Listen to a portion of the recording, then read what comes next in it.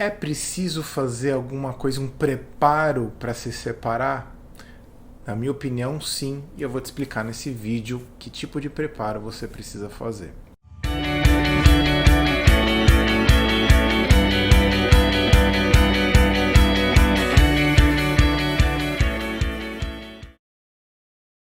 Por que eu falo que precisa fazer um preparo para a separação? Porque é uma relação significativa. Estou deduzindo que é uma relação significativa que você tem. A gente não deve fazer as coisas como se tivesse jogando uma roupa fora, né? Aquela pessoa, por mais problema que você esteja enfrentando com ela, merece um carinho, merece um cuidado. Você está implicado nisso, então tudo que você faz merece um tipo de carinho e um tipo de cuidado. Então, eu queria responder 15 perguntas que me mandaram a respeito desse tópico de preparo, que vai ajudar você a pensar de uma maneira melhor essa etapa, vamos dizer assim, da separação. E uma coisa importante, né? Nós não vamos ter todas as respostas antes de separar. Então, se você quiser ter todas as respostas na ponta da língua antes de separar, você não vai ter, porque assim, a gente... Às vezes algumas respostas elas vão surgir muito tempo depois que a separação aconteceu, mas eu vou tentar responder as principais delas nesse vídeo de hoje. Tenho que falar assim, se você estiver gostando dessa série de 7 vídeos sobre separação, porque já fiz um vídeo, né, anterior sobre a ideia da separação, hoje é o vídeo do preparo, depois eu vou falar como vai ser, depois eu vou falar o depois da separação, 2 vídeos falando sobre filhos e um sobre as questões jurídicas. Curta o vídeo, se inscreva no canal para você ser notificado dos próximos vídeos, já que essa é uma sequência de vídeos sobre divórcio, ok? Então vamos lá, a primeira pergunta. Como me empoderar para um divórcio? Né? Como é que eu posso me empoderar para um divórcio? Eu sempre digo que você precisa começar a cuidar de você. Porque a separação, ela é um processo que vai ser exaustivo em alguma medida, pelo menos do ponto de vista físico e psicológico e social, vai ser um pouco exaustivo. Não sei se vai ser a pior coisa que você viveu na sua vida, mas assim, certamente vai ser uma coisa um pouco exaustiva. E normalmente um relacionamento problemático, ele drenou as suas forças pessoais. Então eu diria que você vai precisar se preparar.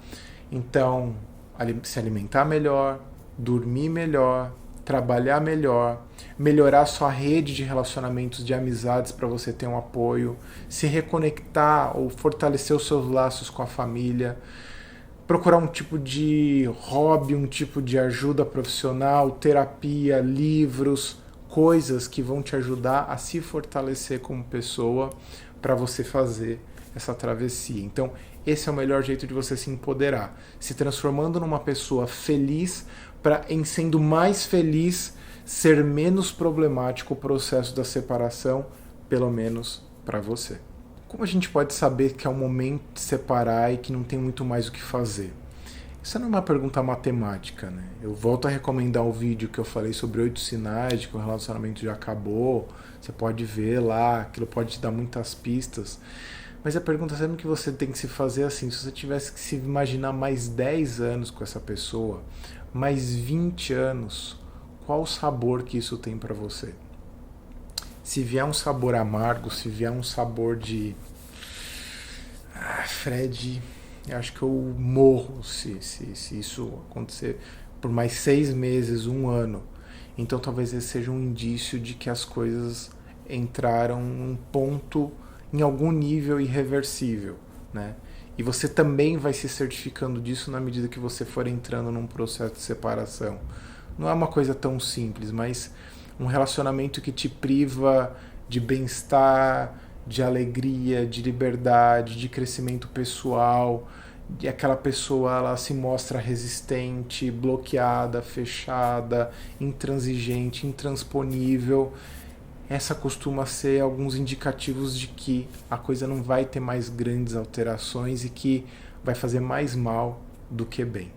Então, até quando lutar pelo relacionamento? Até quando você veja que existam mais pontos de recompensa global, sistêmica, do que pontos negativos. Se você sente que a relação está sobrevivendo simplesmente porque já existe, isso é um mau sinal. Se existem sentimentos de desprezo, raiva, brigas, confusão, problemas de personalidade, incompatibilidades, logística ruim, o sentimento de amor, ele pode existir, mas só como uma memória, só como uma fantasia do que já foi. Então, talvez já seja o momento de você começar a soltar. E você vai perceber uma coisa: na medida que você for soltando o relacionamento, você vai percebendo que aquilo que há de pior vai vindo também à tona nesse processo de separação, e você também vai se certificar ao longo do processo que a melhor coisa a ser feita era a separação, e as partes envolvidas costumam gradualmente ir se reorientando e se percebendo melhores separadas do que juntas. Por que algumas pessoas tentam exaustivamente se reconciliar? Às vezes porque elas são teimosas, meio obcecadas com aquilo, elas têm muito medo, medo da vida, medo delas mesmas, de encarar o mundo com diferenças e de encarar eventuais preconceitos que possam surgir. Então tem muitos motivos de encarar a opinião dos familiares, dos amigos, tem muitas variáveis implicadas, as fantasias a respeito do que pode acontecer com os filhos, e esse é um dos temas que eu vou falar num dos vídeos, dos próximos vídeos, qual o impacto sobre os filhos. Então isso costuma ser uma temática de problematização dos casos de divórcio. Então, por isso que se costuma ter muitos problemas, e às vezes as pessoas ficam empacadas naquele processo de tentar teimosamente ficar junto. Uma pergunta muito comum é assim: se eu sentir saudade da pessoa? Se você sentir saudade, quer dizer que aquela pessoa teve significado para você, né? Porque num relacionamento que terminou, está terminando, não quer dizer que tudo foi ruim ou que tudo está sendo ruim, inclusive naquele momento. Pode ser que às vezes a notícia da separação promova no relacionamento o que eu chamo de a melhora da morte. Sabe aquela pessoa quando tá para morrer, ela melhora, todo mundo acha que ela vai ficar bem e aí ela morre. Então é a melhora da morte, que é quando a pessoa parece que vem um último impulso de energia do casal, o comunicado da separação faz com que eles acordem momentaneamente, fiquem motivados para tentar, mas depois aquilo, né, se desmancha. Então essa melhora da morte pode dar uma sensação de saudade, de nostalgia. E a gente é meio nostálgico, né? Às vezes a gente está no emprego ruim, mas quando a gente sai dele, a gente fala, pô, até que ele era bom. Porque quando a pessoa morre, né, a gente fala assim, a pessoa era péssima, mas a gente fala, pô, até que ela era legal. A gente tem uma tendência também a selecionar certas informações dependendo do nosso estado de espírito. Se eu tô com mais medo do meu futuro porque ele é incerto, existe uma tendência minha a imaginar que o meu passado talvez era melhor, e aí eu posso ficar com uma saudade meio irracional e achar que isso tem a ver com amor. Né? Tem a ver com amor enquanto amo o ser humano, amo a história que a gente viveu, mas não consigo mais ficar com essa pessoa. Então é uma saudade que não é bem sinal de que há algo bom acontecendo ali. Fred, se a saída de casa for ruim, eu já vou dizer, a saída de casa de modo geral é ruim, seja para quem sai, seja para quem fica. Para quem sai é uma adaptação, é uma vida nova, é um apartamento, uma casa nova para você mobiliar, deixar com o seu jeito, é estranho, você já não estava pensando mais nisso, a rotina de casal já tinha preenchido muito dessas lacunas. Para quem fica também, fica um ninho vazio, fica aquela sensação de cadê a pessoa, para onde ela vai, minha rotina tá estranha, antes eu fazia tudo junto, agora eu tenho mais tempo para mim. Tudo isso pode ser bom e ruim ao mesmo tempo. Então, numa separação, a palavra que define separação é ambiguidade emocional. Registrem essa palavra, ambiguidade emocional. Você vai sentir confuso o tempo todo, você vai ficar com a sensação de que você tá maluco, porque você toma uma decisão, daqui a pouco você quer voltar. Aí quer voltar e depois toma uma decisão. Então, essa sensação de que parece que você não tem uma coerência é muito comum no processo de separação. Então, você vai ficar com recuos e avanços o tempo todo nisso. E essa sensação de que é ruim se separar pode fazer você achar, então é bom ficar. Também não é bom ficar, só que é ruim se separar. Para alguns é pior, para outros é melhor, depende da personalidade. Mas Fred, se eu quiser recomeçar do zero? Impossível, ninguém recomeça do zero, você vai recomeçar a partir de uma crise.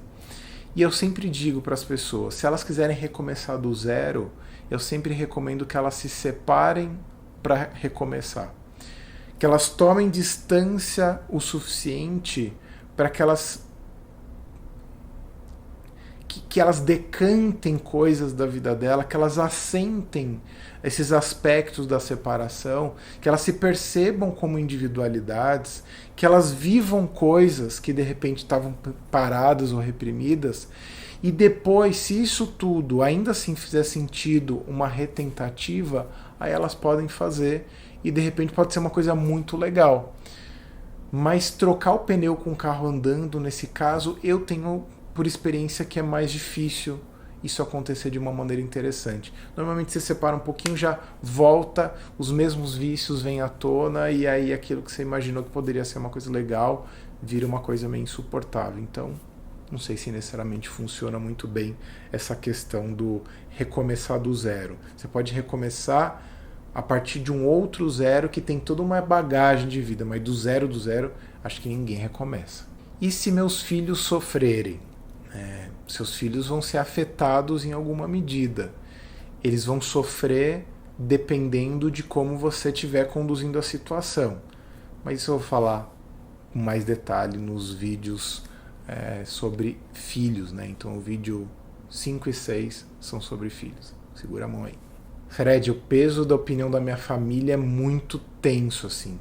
Então, sei lá, a pessoa tem uma família muito tradicional, que vê o divórcio como se fosse uma coisa impensável, é problemático ao extremo do horror, então você vai ter que preparar eles devagarzinho, né? Muitas pessoas, quando estão num casamento muito ruim, elas sempre preservaram a imagem do casamento para que os pais, os irmãos, não soubessem do que está acontecendo. Então agora talvez seja o momento de você começar a contar sobre coisas ruins que quando eles entenderem, eles vão entender o motivo da separação e provavelmente vão apoiar a sua decisão, porque a menos que a pessoa seja muito louca, seus pais sejam muito fora de órbita, eles não vão querer ver você sofredores inimagináveis simplesmente por uma questão de tradição, família e bem maior, assim. Tem alguns casos que é assim, né? Vive essa porcaria, mas vive. Mas a maior parte das vezes, quando eles entendem o que está acontecendo, que seus motivos são legítimos, eles podem custar aceitar, mas eles, depois que entendem, costumam aceitar com mais facilidade. Mas você precisa dar esses sinais para eles, para que eles possam entrar no processo. Por experiência, eu digo, na maior parte das vezes, quando eles entendem, eles apoiam. Uma pessoa fala assim, a religião é muito forte na minha cabeça contra isso. Isso é uma coisa super delicada, né? A religiosidade, de modo geral, ela parece que tem um apelo ao casamento a qualquer custo, à união a qualquer custo. Eu acho isso muito delicado, né? Porque se a religiosidade, de modo geral, ela tem o objetivo de fazer as pessoas apoiar a felicidade das pessoas, apoiar a evolução das pessoas, apoiar o amor no coração, na vida delas, é também muito delicado visualizar a pessoa por conta da religião vivendo situações muito problemáticas, abusivas, infelizes, simplesmente porque tem que ser, porque elas entendem que a religião quer aquele ponto final. Então você vai ter que ter uma conversa interna com você mesmo, talvez você tenha que ter uma conversa com o seu líder religioso para você abrir o seu coração, mostrar que a coisa está acontecendo, e aí de repente você vai ver que a teoria na prática é outra, e de repente você se reconcilia com a questão da divindade, da espiritualidade que você acredita, e de repente consegue dar um outro encaminhamento para aquilo, porque a sua felicidade, um bem maior também está em jogo a saúde do relacionamento, e se não está saudável, às vezes isso não faz muito sentido. Outra pergunta assim, Fred, eu tenho muito medo de não manter a minha família, né? Então a gente tem muito essa noção ainda hoje em dia da família tradicional, em especial o casal com os filhos, né? Imagina que é um casal sem filhos, né? É uma família ou não é? É uma família, né? Um casal unido tal, mas há muito tempo é uma família. Com filhos ou sem filhos. E um casal de família recomposta, vamos dizer, recasada ou separada, também é uma família. O pai, a mãe, o filho, o pai, a mãe e o filho, a filha, vão continuar sendo uma família, mas vai ser uma família reconfigurada. Então, a ideia da família como o único modelo assim de estamos nós casados, isso é família, o resto não é, isso acaba sendo um problema e que não corresponde à realidade. Vocês continuam sendo uma família depois de separados, mas é uma família reconfigurada, com novas regras, com novos termos, com uma nova dinâmica, mas é uma família. Como lidar com um parceiro que ameaça autoagressão, suicídio, coisas do gênero, caso a separação vá acontecer? Bom, aí você está entendendo que realmente é um relacionamento bem problemático, bem abusivo, bem problemático em muitas medidas, né? Eu diria que você vai precisar buscar forças para você tomar essa decisão, e a pessoa vai acabar se responsabilizando caso ela faça alguma coisa, né? Você não pode ficar num relacionamento simplesmente porque a pessoa está te ameaçando ou ameaçando se matar. Por mais que ela venha se matar efetivamente, isso é uma coisa que ninguém deseja que aconteça, você não pode tomar a decisão de ficar no relacionamento para impedir isso. Isso não vai ser um motivo que vai te legitimar pelo resto da vida para que você fique e siga bem. Você pode eventualmente até recuar, diminuir o passo da coisa toda, pedir que seja feita de repente uma terapia da outra pessoa, uma terapia de casal. Se a pessoa está desesperada, normalmente ela tem a tendência a aceitar. Mas ficar num casamento por conta de uma ameaça de suicídio definitivamente não é um bom motivo para você permanecer, porque é um motivo tóxico, né, que está segurando a relação. E certamente esse não vai ser um motivo que vai manter a qualidade de um relacionamento a longo prazo, porque é uma relação que vai se manter em base de culpa, de problema, de um monte de confusão, e não é isso que a gente está buscando, pelo menos nessas nossas conversas aqui, para fazer uma separação que seja mais saudável possível. O filho salva o casamento, né? Então, sei lá, a pessoa tá para se divorciar e descobre que tá grávida. O filho salva o casamento? E eu digo com todas as letras que não, né? O filho, ele pode, na verdade, manter o casamento acontecendo, mas salvar o casamento, não, criança não salva casamento, porque a criança não está dentro da dimensão afetivo-sexual do casal, né? A criança pode manter a estrutura familiar tradicional de casal casado, mas o relacionamento, o casamento, a criança não salva. Ela pode ajudar a manter as aparências, o que vai ser ruim para todo mundo, mas salvar o casamento não salva. Pode adiar a separação, mas salvar não costuma salvar, não. Conheci alguém fora do casamento. Tem um amante, uma amanta. Isso daí complica as coisas. Isso é um tópico importante, né? Tem um relacionamento paralelo. Isso não é incomum, não é raro. E eu nem vou tratar aqui da questão se é ético, se não é, se é certo, se não é. Isso daí também é uma questão que você vai precisar rever, né? Em que condições que isso surgiu ou não. Se o relacionamento ele estava um relacionamento que fragilizou, vamos dizer assim, o seu entendimento sobre lealdade ou não lealdade, fidelidade, se esse relacionamento é como se fosse uma coisa passageira, ou se é uma coisa que foi meio de bagunça, ou se foi uma doença oportunista por conta de um relacionamento mais complicado, doença oportunista, tá? Então o corpo estava frágil e aí aquilo aconteceu, então você vai precisar visualizar. Mas ter um relacionamento paralelo pode ajudar e complicar dependendo da pessoa em questão. mas acho que eu queria falar disso talvez no próximo vídeo. Se você gostou desse vídeo, dá um like, faça seus comentários, me curta aqui nas redes sociais, Facebook, o Instagram.